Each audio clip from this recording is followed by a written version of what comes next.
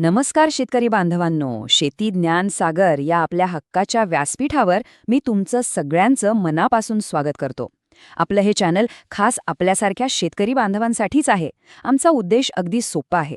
शेतीतल्या ज्या काही अवघड गोष्टी आहेत, सरकारच्या नवनवीन योजना येतात किंवा बाजारातली जी काही नवी माहिती असते, ती सगळी तुमच्यापर्यंत अगदी सोप्या, सरळ आणि तुम्हाला समजेल अशा भाषेत पोहोचवणं. म्हणजे काय की ह्या माहितीचा तुम्हाला तुमच्या शेतीच्या कामात थेट फायदा झाला पाहिजे. चला तर मग आजच्या महत्त्वाच्या विषयाकडे वळूया. आज आपण अशा एका विषयावर बोलणार आहोत ज्याची खरं तर आपण सगळेच आतुरतेने वाट पाहत होतो. खरीप हंगामाच्या पीक विम्याची पहिली यादी जाहीर झालीय. पण ही यादी आल्यापासून आपल्या शेतकरी बांधवांमध्ये आनंदापेक्षा जास्त गोंधळच उडालेला दिसतोय. कारण काय झाले माहितीये, काही जिल्ह्यांमध्ये भरपाईचा जणू पाऊसच पडलाय, तर काही जिल्हे मात्र जवळपास कोरडेच राहिलेत. मग असा एवढा मोठा फरक का पडला? एकाला इतके पैसे आणि दुसऱ्याला अगदीच कमी, असं का झालं? यामागचं नेमकं गणित काय आहे, हेच आज आपण सविस्तर आणि सोप्या भाषेत समजून घेणार आहोत. चला तर मग थेट त्या आकड्यांवरच एक नजर टाकूया. म्हणजे आपल्याला लगेच कल्पना येईल की हा फरक नेमका किती मोठा आहे आणि का बरं एवढा गोंधळ उडालेला आहे. हा आकडा बघा जरा, 800 कोटी रुपयांपेक्षाही जास्त. तुम्हीच विचार करा, केवढी प्रचंड मोठी रक्कम आहे ही. आणि ही रक्कम पीक विम्याच्या भरपाईपोटी फक्त एका जिल्ह्याला मंजूर झालीय, आणि तो जिल्हा म्हणजे नांदेड. खरंच खूप मोठी रक्कम आहे ही. आणि इथेच तर खरा मुद्दा आहे. पाऊस काही फक्त नांदेड जिल्ह्यातच पडला नव्हता, बरोबर? महाराष्ट्रातल्या इतर अनेक जिल्ह्यांमध्ये सुद्धा ढगफुटीसारखा पाऊस झाला, शेतकऱ्यांची पिकं वाहून गेली, खूप मोठं नुकसान झालं. पण तरीसुद्धा इतर जिल्ह्यांना नांदेडच्या तुलनेत अगदीच किरकोळ, म्हणजे खूपच कमी रक्कम मिळालेली आहे. आणि यामुळेच सगळ्यांच्या मनात एक मोठं प्रश्नचिन्ह उभं राहिलंय. आता हे चित्र बघा, यातून हा फरक अगदी डोळ्यासमोर दिसतोय. नांदेड जिल्ह्याला मिळालेल्या भरपाईचा हा जो खांब आहे, तो जणू आभाळाला टेकलेला दिसतोय. तब्बल 800 कोटी रुपये. आणि त्याच्या बाजूला नागपूर जिल्ह्याचा खांब बघा, फक्त 1.9 कोटी, म्हणजे 2 कोटींपेक्षाही कमी. आणि जालन्याचा आकडा आहे 2 कोटी. विचार करा, कुठे 800 कोटी आणि कुठे फक्त 2 कोटी. हा फरक कितीतरी पटींनी जास्त आहे आणि तो आपल्याला स्पष्टपणे दिसतोय. आणि ही गोष्ट फक्त 2-3 जिल्ह्यांपुरती नाहीये. या तक्त्यामध्ये आपल्याला अजून काही जिल्ह्यांचे आकडे दिसतायत. हिंगोलीला मिळाले आहेत 98 कोटी, परभणीला 63 कोटी, तर दुसरीकडे बघा, बुलढाण्याला फक्त 5 कोटी आणि साताऱ्याला 3 कोटी रुपये.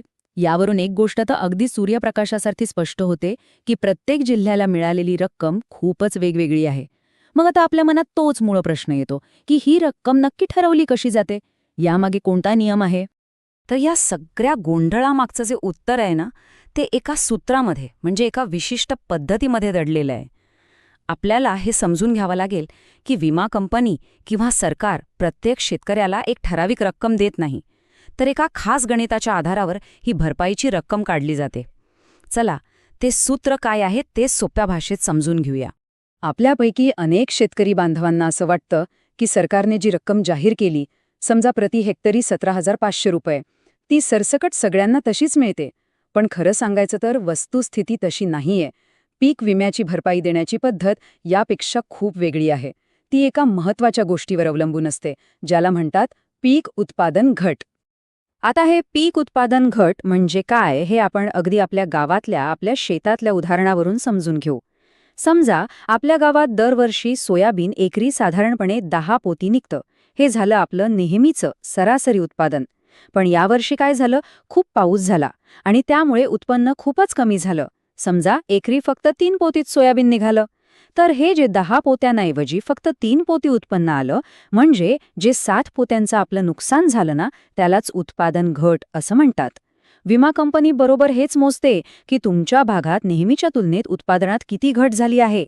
ही प्रक्रिया अगदी 3 सोप्या टप्प्यांमध्ये होते. पहिला टप्पा, विमा कंपनी काय करते, तुमच्या परिसरातील, म्हणजे तुमच्या महसूल मंडळात मागच्या काही वर्षांचं सरासरी उत्पन्न किती होतं हे पाहते. दुसरा टप्पा, ह्यावर्षी पावसामुळे किंवा इतर संकटामुळे प्रत्यक्ष उत्पन्न किती झालं हे मोजलं जातं. आणि तिसरा, सगळ्यात महत्त्वाचा टप्पा म्हणजे या दोन्ही आकड्यांमधला फरक काढला जातो. ज्या भागात हा फरक, म्हणजे ही उत्पादन घट जास्त असेल, जसं की नांदेड जिल्ह्यात झालं, त्या भागाला एकूण भरपाईची रक्कम जास्त मिळते. आणि म्हणूनच वेगवेगळ्या जिल्ह्यांना वेगवेगळी रक्कम मिळालेली आहे. आता आपण हे समजून घेऊया की ही जी पहिली यादी आलेली आहे त्यामध्ये नक्की कोणत्या पिकांसाठीची भरपाई मंजूर झाली आहे. यामुळे आपल्याला चित्र अजून स्पष्ट होईल. तर ही जी पहिली यादी आलेली आहे ती मुख्यत्वे करून खरीप हंगामातील 4 महत्त्वाच्या पिकांसाठी आहे. यामध्ये सोयाबीन, मूग, उडीद आणि मका या पिकांचा समावेश आहे. ज्या शेतकरी बांधवांनी या पिकांचा विमा उतरवला होता त्यांच्यासाठी ही यादी महत्त्वाची आहे. आणि याचा एक महत्त्वाचा अर्थ असा आहे की ज्या शेतकरी बांधवांची मुख्य पिकं कापूस किंवा तूर आहेत त्यांनी अजिबात निराश होण्याची गरज नाही, कारण ही गोष्ट अजून संपलेली नाहीये. या पिकांच्या नुकसानीची भरपाई अजून जाहीर व्हायची आहे.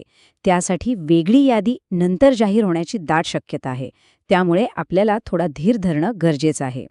मग या सगळ्या आकडेवारीचा आणि घोषणेचा आपल्या शेतकरी बांधवांवर काय परिणाम झालाय? जे मदतीची वाट पाहत होते त्यांच्या मनात नक्की काय भावना आहेत?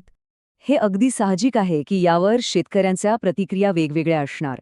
ज्या जिल्ह्यांना नांदेडसारखी चांगली भरघोस मदत मिळाली आहे तिथले शेतकरी नक्कीच समाधानी आहेत, त्यांना एक मोठा दिलासा मिळालाय. पण ज्या जिल्ह्यांना नागपूर किंवा जालनासारखी अगदीच तुटपुंजी रक्कम मिळाली आहे तिथल्या शेतकऱ्यांमध्ये प्रचंड नाराजी आणि असंतोषाची भावना आहे. आणि हे एक वाक्य आजच्या परिस्थितीचं अगदी अचूक वर्णन करते.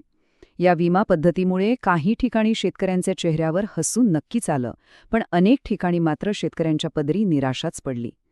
जरी एकूण मोठी रक्कम वाटली गेली असली तरी बहुतांश ठिकाणी असमाधान कायम आहे. तर शेतकरी बांधवांनो, या संपूर्ण माहितीमधून आपण एक अत्यंत महत्त्वाची गोष्ट लक्षात ठेवली पाहिजे. पीक विम्याची भरपाई सगळ्यांना सारखी मिळत नाही. ती आपल्या एकट्याच्या शेतात किती नुकसान झालं यावर अवलंबून नसते, तर आपल्या संपूर्ण परिसराचं म्हणजे आपल्या महसूल मंडळाचं सरासरी किती नुकसान झालं या सामूहिक उत्पादन घटीच्या सूत्रावर अवलंबून असते. हाच यामागचा सगळ्यात महत्त्वाचा मुद्दा आहे.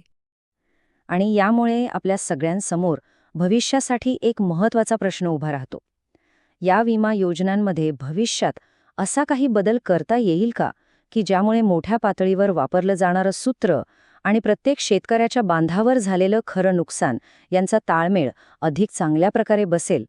यावर नक्कीच विचार होण्याची गरज आहे. शेतकरी बांधवांनो, आजची ही माहिती आपल्याला कशी वाटली हे आम्हाला नक्की कळवा. तुमचे काही प्रश्न किंवा शंका असतील तर खाली कमेंटमध्ये जरूर विचारा. माहिती उपयुक्त वाटली असेल तर आमच्या या प्रयत्नाला एक लाईक नक्की करा. आणि ही महत्त्वाची माहिती इतर शेतकरी बांधवांपर्यंत पोहोचावी यासाठी जास्तीत जास्त शेअर करा.